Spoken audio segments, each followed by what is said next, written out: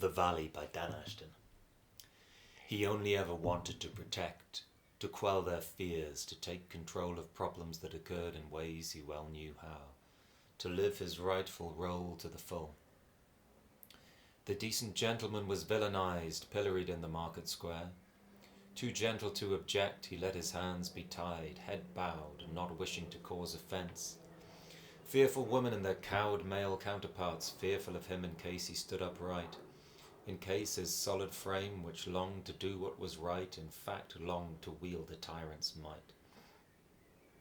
Unless he let his hands be tied, his mouth be silenced, except to utter words of compliance, the wrath would be unleashed. Were he to speak out of turn, fragmentation would occur, the children's suffering would be increased, their innocence used as emotional blackmail by a world inverted. All that was good became bad, and all that was bad became good. What a clever trick! Who could pull such a stunt? Known by many names, Old Nick. He winks an eye and clinks a glass, his plan went better than expected. A gullible race, too eager to please, to do what came with ease instead of what was best. To be popular, to grease those wheels. That cart moved well for a time, the easy tracks downhill seemed fine. Into that lovely valley with green pastures in sight. It seemed so simple. Why has no one thought of going this way before? But those who warned of danger stayed at rocky heights. They clambered over jagged rocks, their hands a calloused sight. They looked upon the valley below, and they had a sense that all was not well. Call it a hunch, but they preferred their precipitous perch. Old Nick had done his bit with some panache. A dash of paint here, a mirage there. It would all seem so familiar. Those above warned. We see the devils, moving scenery. Only too happy to oblige, they'll show you anything you want to see. You're the audience and they're the play, but you will think you wrote the script and have command of it and are in fact starring in it. And also directing this comic, tragic plot.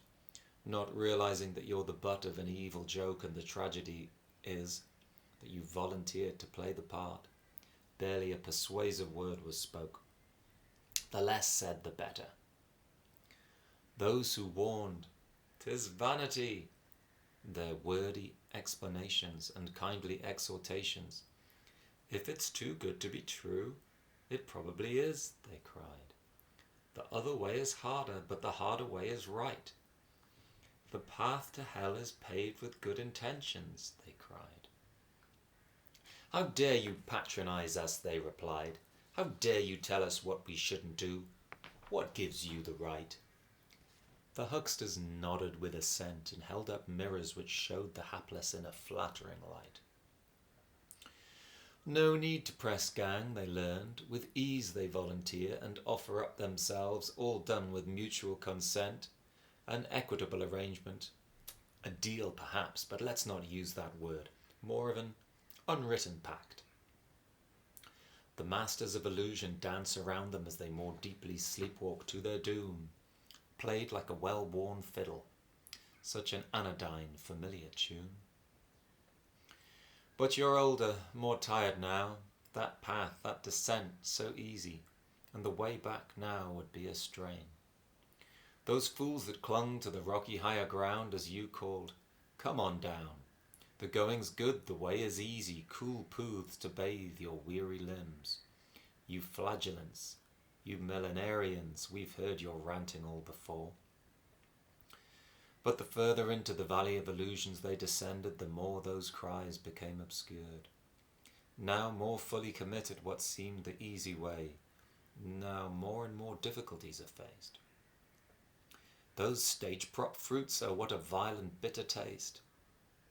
What from afar looked like a friendly marketplace now looks like a deserted ghost town. Is there some mistake?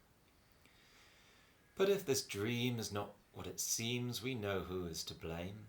It must have been those harpers on the cliff face. They must have turned the fruit sour with all those years of caterwaul.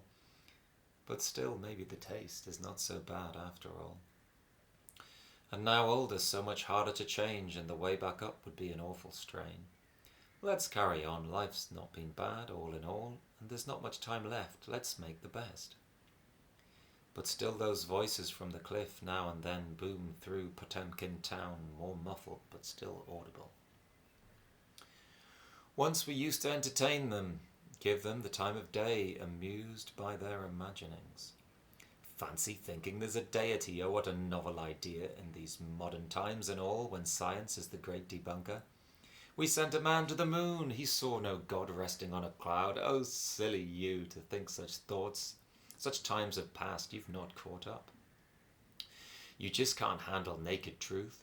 The world is a vast, mysterious thing, and nobody knows how it came to be. We just have to take it as we find it, not bury ourselves in fairy tales. You're just not brave like us, you see. We walk tall, we have no need for your strange world of make-believe. Let's not try to complicate it and live our lives as best we can. We still love you, that's enough. You've got your truth, I've got mine.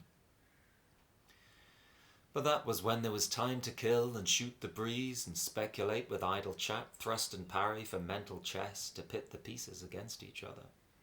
It was fun, but that's a young man's game. Let's not cause upset. We know what happens.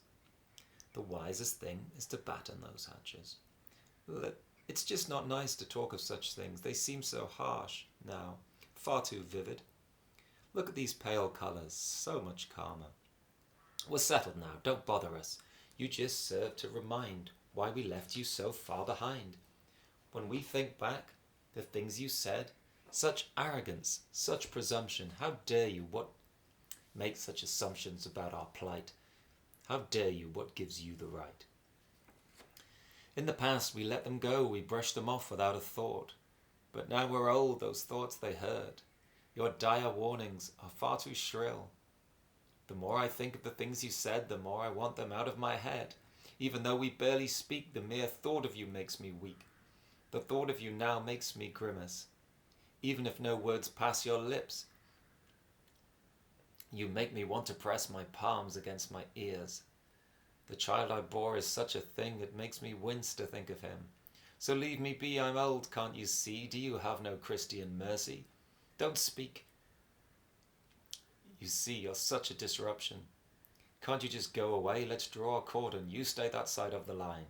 Just seeing you there is enough to remind of those awful things you think.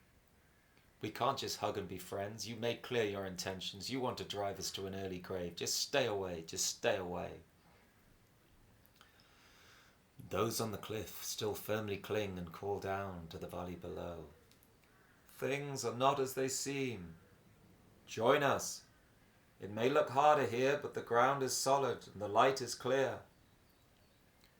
But the dwellers in the darkening valley, yet victim, yet voluntary, are the ones that firmly cling to the lies they've told themselves so long. Maybe 'tis they who need to let go and fall into the arms of he who would hold them safely, if only they could let go. Into the arms of he who for a while was bound and tied, and only wanted to quell their fears.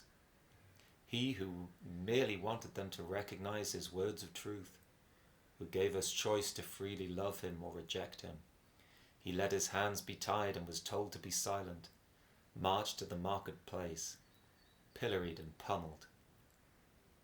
They were fearful of him, in case he stood upright, in case his solid frame, which longed to do what was right, in fact longed to wield a tyrant's might.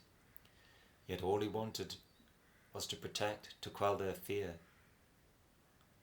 to take control of problems that occurred in ways he well knew how, to live his rightful role to the full.